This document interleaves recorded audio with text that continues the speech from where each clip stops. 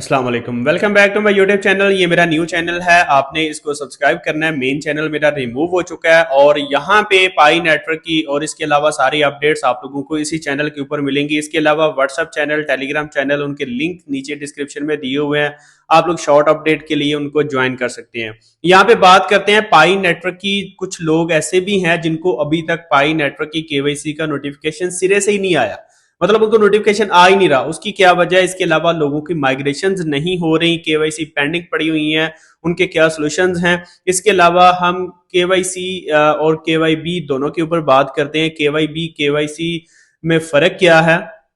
KYB ये है कि मुख्तलिफ जो एक्सचेंज है उनको भी पाई नेटवर्क के साथ इंटीग्रेट करने के लिए के जो है नो योर बिजनेस के ऊपर जो है अप्लाई करना पड़ता है, जिस तरह एक आम यूजर केवाईसी करता है। लेकिन जो ब्रांड्स हैं, जो एक्सचेंज वाले हैं, जो वॉलेट वाले हैं, उनको केवाईबी करनी पड़ती है। अगर हम यहाँ पे बात करें, हम लोग पाई कॉइन की जो प्राइस है उसके ऊपर भी डिस्कस करेंगे कि इसकी प्राइस जो है वो कहां तक जाने वाली है। अभी जो लेटेस्ट प्राइस है वो 0.468 डॉलर जो है वो हमें देखने को मिल रही है। अगर मैं यहाँ पे बात करूं, पाई नेटवर्क इस समय जो है, इस टाइम पाई नेटवर्क की एप्लीकेशन ओपन नहीं हो रही, कुछ वजह से मे बी मेंटेनेंस में होगी।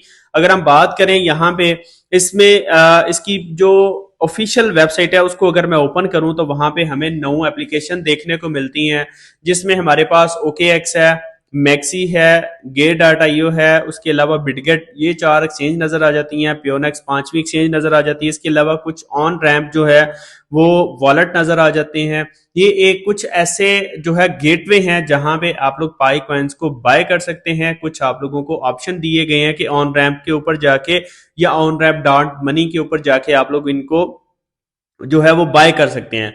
मैंने ऑन रैम्प डॉट मनी जो है उसको भी यहाँ पे ओपन किया हुआ है। साइड पे स्क्रीन भी आपको नजर आ रही है। यहाँ पे अगर देखें, BTC, इथेरियम, USDT, इसी तरह आप लोगों को पाई कॉइन भी यहाँ से मिलेगा, आप लोग उसको यहाँ से बाय कर सकते हैं। इसके अलावा अगर हम बात करें जेप्टो की, तो जेप्टो जो है वो भी ट्रस्ट वॉलेट की तरह एक क्रिप्टो वॉलेट है। लास्ट वीडियो मैंने उसके ऊपर भी कंप्लीट एक बनाई थी कि आपने जेप्टो वॉलेट किस तरह क्रिएट करना है, और उसमें मैंने आपको बताया था कि ये अभी एक्टिव नहीं हुआ, जिस वजह से आप लोग अभी यहाँ पे डिपॉजिट वगैरह नहीं कर पाएंगे।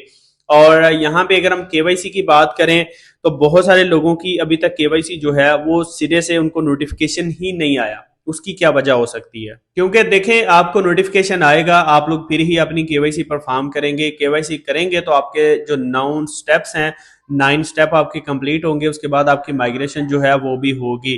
तो यहाँ पे बात करने की ये है कि केवाईसी करने के लिए सबसे पहली शर्त ये रखी हुई है कि आपके 30 दिन तक माइनिंग सेशन एक्टिव होने चाहिए। आपने 30 दिन लगातार कंटिन्यूसली अपनी माइनिंग जो है वो डेली करनी है, कोई भी दिन मिस नहीं करना। उसके बाद आपको जो है वो केवाईसी का नोटिफिकेशन आएगा, आप लोग अपनी केवाईसी परफॉर्म करेंगे। अब बहुत सारे लोग हैं जिनकी केवाईसी टेंटेटिव में पड़ी हुई है या उनका जो है वो अभी अंडर प्रोसेस है। उसकी वजह क्या हो सकती है? उसकी वजह एक तो ये है कि उन्होंने केवाईसी अपनी अच्छे तरीके से परफॉर्म नहीं की। उन्होंने जो आईडी कार्ड की फोटोज अपलोड की हैं, अपनी फोटो अपलोड की हैं, वो अच्छे तरीके से नहीं की। फोटो ब्लर हो सकती है, फोटो का डाटा जो है आईडी कार्ड का वो क्लियरली रीडेबल नहीं होगा, पढ़ा नहीं जा सकता होगा, जिस वजह से आपका डाटा मैच नहीं कर रहा होगा, और दैट्स वाई आपकी केवाईसी जो है वो अंडर प्रोसेस रहने के चांस बन सकते हैं।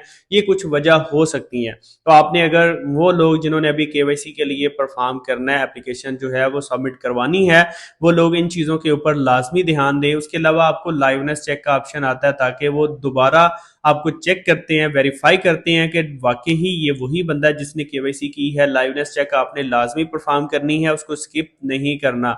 उसके बाद अगर हम बात करें सेकंड माइग्रेशन की, फर्स्ट माइग्रेशन की, डेफिनेटली बहुत सारे लोग हैं जिनकी अभी तक फर्स्ट माइग्रेशन नहीं हुई। सेकंड माइग्रेशन तो बाद की बात है। देखें, फर्स्ट माइग्रेशन के लिए आपने क्या करना है? सबसे पहले तो आपने 8 स्टेप कंप्लीट करने हैं। नंबर 9 स्टेप जो है ऑटोमेटिकली आपका कंप्लीट होगा। उसके लिए आपको कुछ भी करने की जरूरत नहीं है, किसी से हेल्प मांगने की जरूरत नहीं है। 8 स्टेप आपने कंप्लीट कर लेने हैं। जब आपकी केवाईसी जो है वो कंप्लीट हो जाएगी, उसके बाद आपकी माइग्रेशन ऑटोमेटिकली परफॉर्म कर दी जाएगी, हो जाएगी, ट्रांसफर हो जाएगी। आपके जो कॉइन्स हैं वो 14 दिन बाद आपके वॉलेट के अंदर अवेलेबल बैलेंस में शो होना स्टार्ट हो जाएंगे। उसके बाद सेकंड माइग्रेशन आपने किस तरह करनी है, उसमें एक न्यू ऑप्शन आया था, न्यू अपडेट आई थी पाई होम स्क्रीन के ऊपर।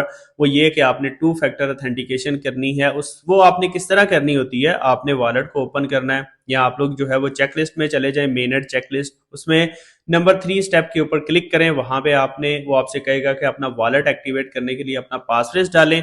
आपने अपना पासवर्ड डालना होता है। उसके बाद आपको एक ईमेल आती है, जाके आपने ईमेल चेक करनी होती है, जो आपकी ईमेल आपने दी हुई है, जो आपकी लिंक है पाई नेटवर्क के साथ, वो ईमेल ओपन करें। वहां पे आपको एक लिंक आएगा, उस लिंक को आपने ओपन करना है, उस लिंक के थ्रू आपने अपना वॉलेट एक्टिवेट करना है। ये माइग्रेशन से पहले जरूरी है। आपकी अगर फर्स्ट माइग्रेशन हो चुकी है तो सेकंड माइग्रेशन के लिए भी आपको अपना वॉलेट एक्टिवेट करना पड़ेगा, ताकि आपकी जो अर्निंग है, जो आपके कॉइन्स हैं, वो आपके वॉलेट में ही जाएं। एक्टिव करने का मतलब ये है, या टू फैक्टर ऑथेंटिकेशन का मकसद ये है कि आपने चेक करना है कि जिस वॉलेट को आप लोग जो है वो ओके कर रहे हैं, एक्सेप्ट कर रहे हैं, वो आपका अपना वॉलेट ही होना चाहिए। बहुत सारे लोगों ने बगैर देखे समझे अपनी जो माइग्रेशन है वो किसी और के वॉलेट में एक्सेस करवा दी हुई है, क्योंकि उन्होंने चेक नहीं था किया कि जो वॉलेट एक्टिवेट कर रहे हैं वो उनका अपना वॉलेट है या किसी और का वॉलेट है। तो ये चीजें आप लोगों ने लाजमी देख लेनी है। माइग्रेशन की बात हो गई, केवाईसी पेंडिंग की बात हो गई, केवाईसी जो न्यू लोग हैं उनको किस तरह मिलेगी उसकी बात हो गई। इसके अलावा यहाँ पे इकोसिस्टम के अंदर 100 एप्लीकेशन जो आनी है, उसमें यहाँ पे कुछ चीजें आपको केवाईबी के थ्रू भी मिल रही हैं। और जब आप लोग जाते हैं इकोसिस्टम एप्लीकेशंस में, तो वहां पे भी कुछ एप्लीकेशंस आपको देखने को मिल रही हैं एक्स्ट्रा, जैसे कि ऐप स्टूडियो के नाम से आपको एप्लीकेशन मिल रही है, जहां पे आप लोग अपनी एप्लीकेशन जो है उसको क्रिएट कर सकते हैं। डेवलपर्स जो है वो एप्लीकेशन क्रिएट कर रहे हैं। उसके अलावा आप भी बगैर किसी कोडिंग के एप्लीकेशन क्रिएट करके पाई नेटवर्क को दे सकते हैं। इसके अलावा डोमेन के नाम से वहां के एक ऑप्शन आ चुका हुआ है, डॉट पाई डोमेन जो है वो आप लोग यूज कर सकते हैं, उसको बाय कर सकते हैं, उसके ऊपर डिफरेंट वेबसाइट अपनी जो है वो लॉन्च कर सकते हैं। तो ये थी आज की कुछ अपडेट्स पाई नेटवर्क को लेके। तो यहाँ पे लास्ट में भी, स्टार्ट में भी मैंने एक छोटी सी रिक्वेस्ट की थी, एंड पे भी वही रिक्वेस्ट है, चैनल को जरूर सब्सक्राइब करें, अपने दोस्तों के साथ शेयर करें। क्योंकि जब बंदा गिर के दोबारा उठता है तो थोड़ा सा उसको सहारा चाहिए होता है, सपोर्ट चाहिए होती है। वो सपोर्ट मुझे आप लोगों की तरफ से मिलेगी जब आप लोग सब्सक्राइब करेंगे, बेल नोटिफिकेशन को ऑन करेंगे, ताकि आपको सारी वीडियोस के नोटिफिकेशन भी मिलते रहें।